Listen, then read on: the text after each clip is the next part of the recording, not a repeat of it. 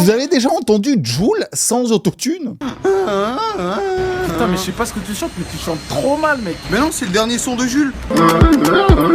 Ou alors Weshden, en version brute sans filtre. Bah ouais, je suis plus pauvre, ça c'est mon passé.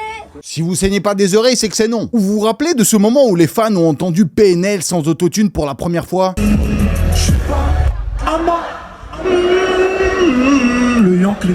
Ils ont eu l'impression qu'on leur a menti depuis le début. Oui, on se sent un peu trahi dans ces cas, et c'est normal. L'autotune abusif, ou alors le playback, ça reste quand même une petite arnaque émotionnelle. C'est un peu comme découvrir que le Père Noël, en fait, c'est ton oncle bourré. Bah, il y a beaucoup pire comme mensonge dans cette industrie de faux cul. Voici par exemple Jennifer Lopez. Artiste multiplatine, superstar mondiale, une femme qui a bâti un empire entier sur sa carrière musicale. Sauf qu'en réalité, la plupart de tous ces grands tubes, c'est pas elle qui chante. Et c'est même pas une théorie, un truc de Sylvain Dirif. Non, ça a été prouvé. C'est documenté, connu et largement commenté dans l'industrie musicale. Le seul problème, c'est que vraiment le grand public n'est pas vraiment au courant. Alors, pour vous donner des preuves, par exemple, on peut commencer par la musique Play. À la base, ce morceau a été enregistré par Christina Milian en 2000. Elle l'a écrit, l'a enregistré et c'était censé être son single. Sauf que le label a récupéré sa performance vocale et il l'a donné à Jennifer Lopez. Normal. Les producteurs me disent Tommy Mottola qui arrive, il va écouter des morceaux et il entend Play et il adore.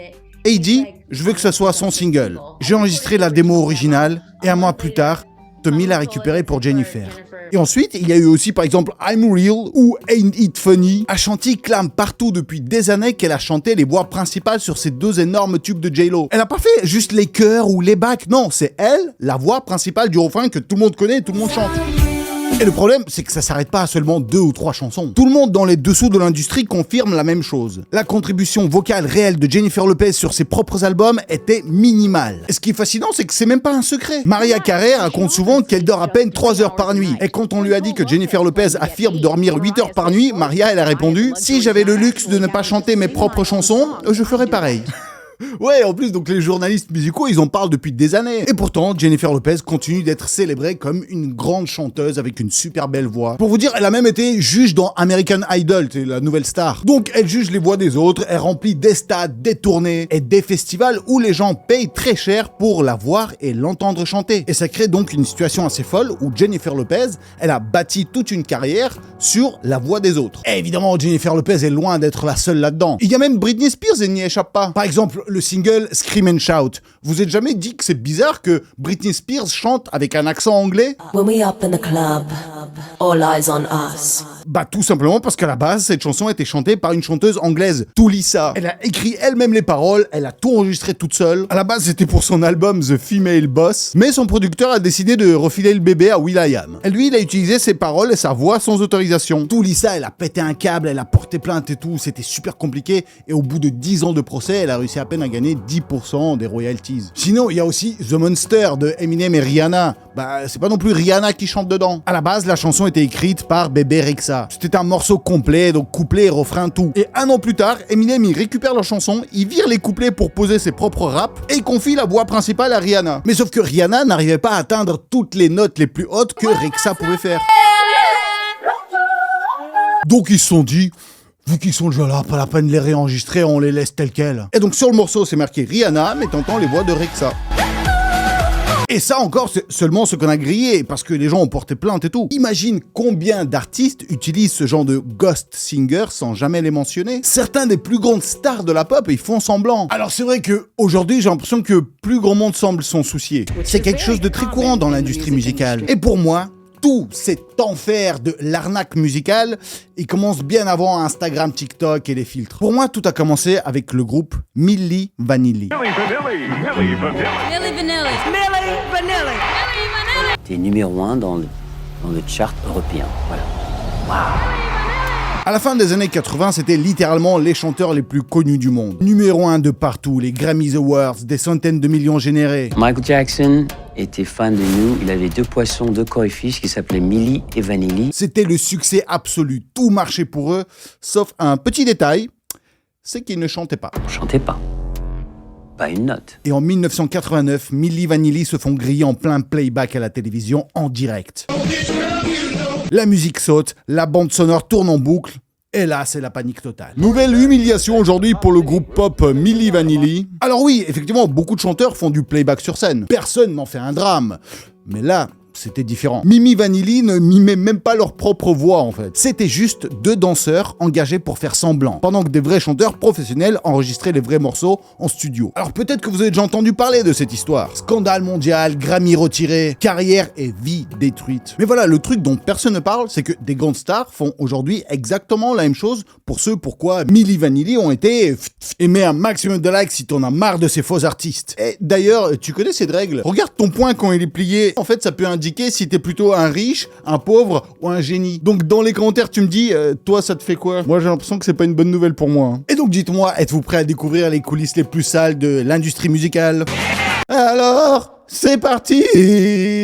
Alors, Milli Vanilli, l'histoire horrible. En fin 87, j'ai eu une idée. Et je me suis dit que peut-être, ça c'est Franz Reuter, alias Frank Farian, un producteur allemand des années 80. Son objectif c'est de percer sur le marché américain. Et il savait exactement ce qu'il allait vendre. Des artistes jeunes, beaux, photogéniques, capables de faire le show sur scène. Et la voix, on verra plus tard frère. Il trouve donc deux danseurs professionnels ultra canons, Rob Pilatus et Fab Morvan. D'ailleurs Fab c'est un Français, un Parisien ouais. Son nom en entier c'est Fabrice Maxime Sylvain Morvan. Fab pour les intimes, c'est plus simple. Il nous a dit, on travaille sur un projet et on pense que vous pourriez être parfait dedans si ça vous intéresse. Évidemment que ça nous intéressait. Ouais, Fabrice à ce moment-là, il galérait en Allemagne, il cherchait à manger, fallait survivre. Quand je suis arrivé à Munich, j'ai dû dormir dans la gare pendant 2 semaines, voilà. Et pour le producteur allemand, là, quand il les voit, ils avaient tout. Les moves, le style, le charisme, la présence scénique, tout ce qu'on attend d'une pop star. Sauf donc du coup, un minuscule détail,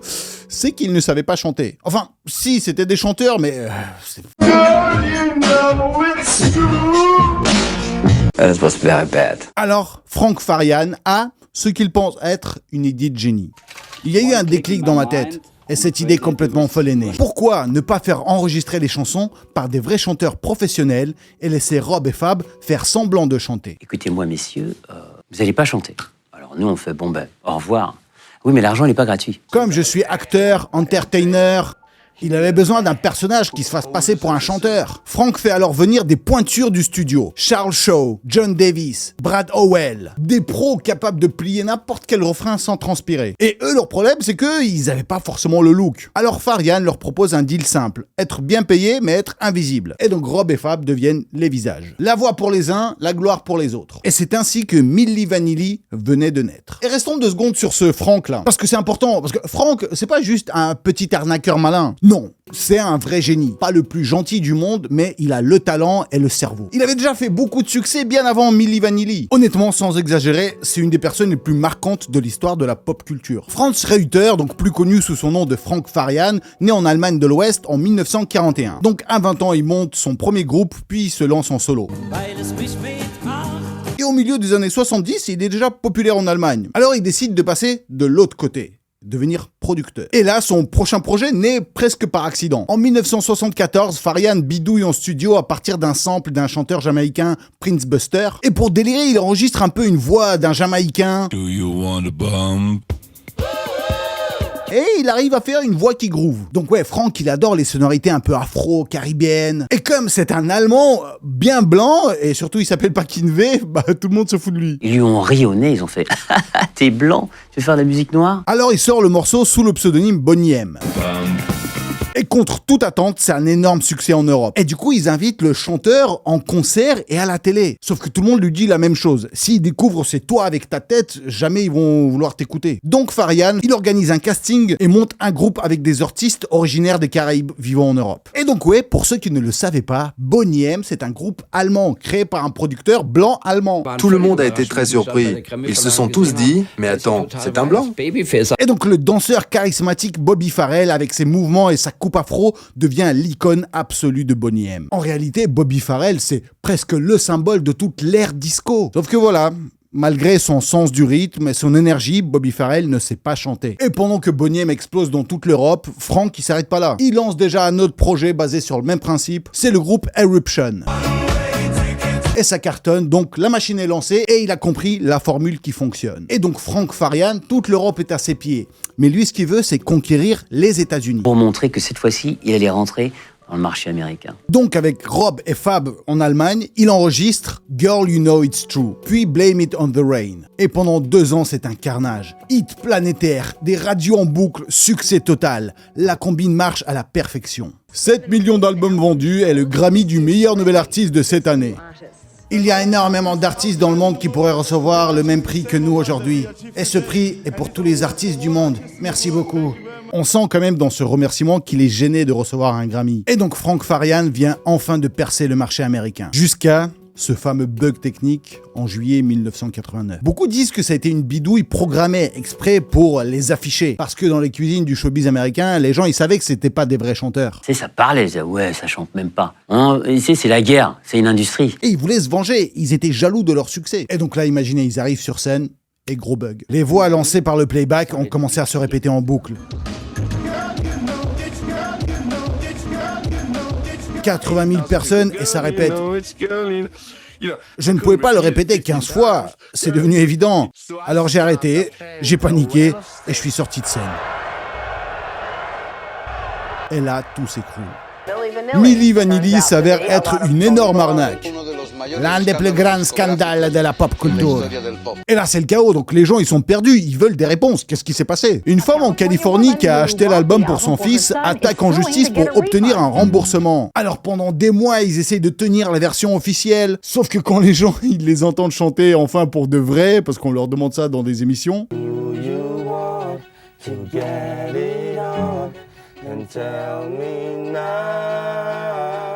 Ah, c'est le choc, je vous jure. Depuis 1 an, il travaille sur un nouvel album.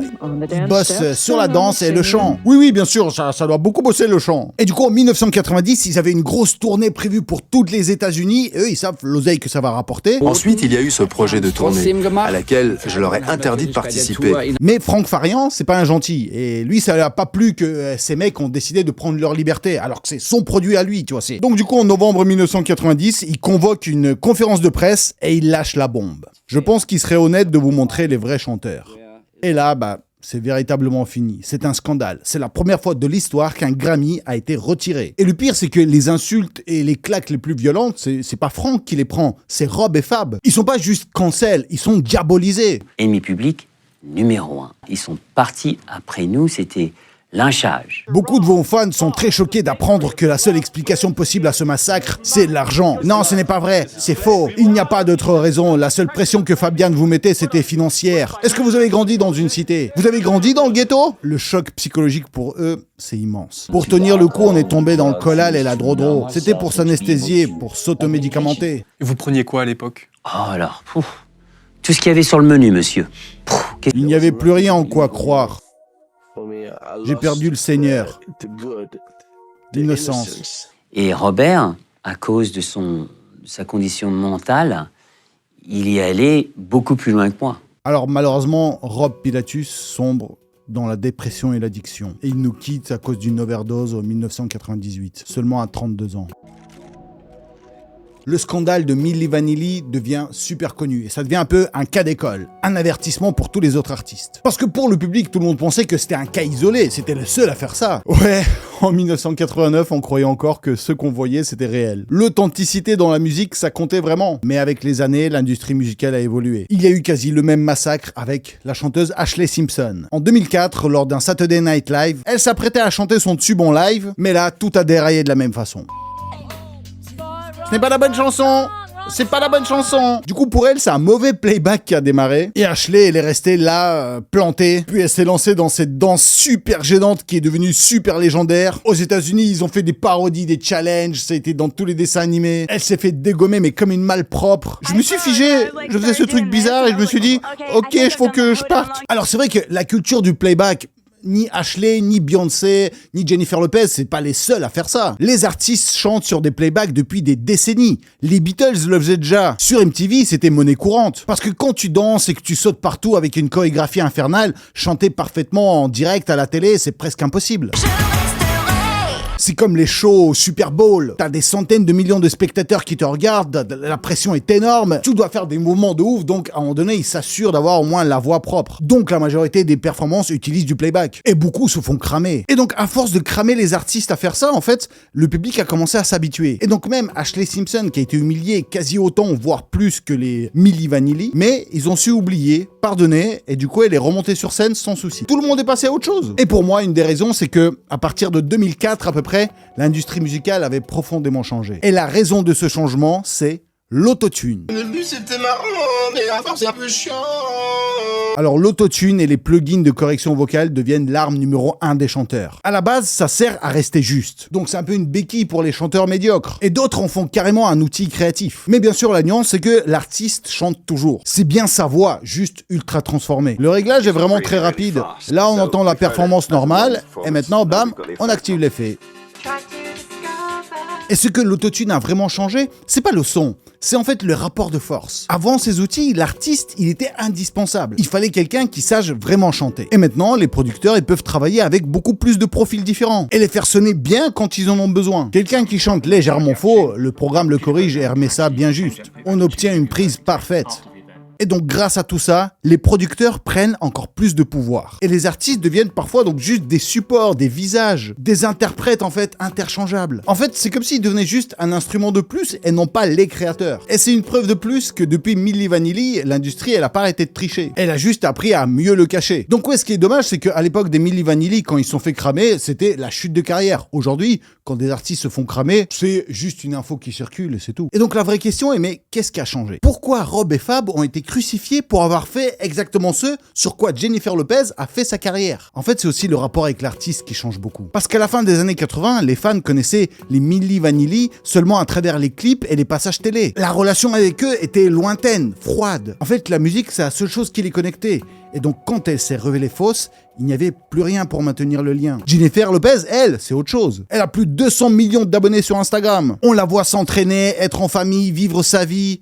Les gens connaissent son intimité. Ses fans ont l'impression de la connaître personnellement. Vous avez l'habitude de me voir tranquille à la maison, un peu comme une petite mamie. Et en fait, quand tu te sens connecté à la personnalité, à son lifestyle, la crédibilité de son travail ne compte plus autant. Mais en réalité, c'est même plus profond que les réseaux sociaux. Parce que regardez ce qui s'est passé dans les années 2010. Dans les années 2010, il y a un nouveau type de superstar qui a débarqué et qui a écrasé les classements. Avicii, Calvin Harris, DJ Khaled, David Guetta. En fait, c'est des stars producteurs. Des producteurs qui à la base étaient toujours derrière les artistes, là, ils sont devenus les artistes eux-mêmes. Ils ne chantent pas sur leurs propres morceaux, et tout le monde le sait. DJ Khaled, il connaît même pas les notes. Mais ça va pour tout le monde et personne n'est choqué. Donc le producteur, ça devient l'artiste, et puis l'artiste, bah on s'en fout. Prenons l'exemple de Hey Mama de David Guetta, avec Nicki Minaj en rappeuse, Afrojack à la prod, et bah pourtant, il manque quelqu'un dans la liste des feats. C'est aussi vrai que ça, celle avec l'histoire d'Eminem.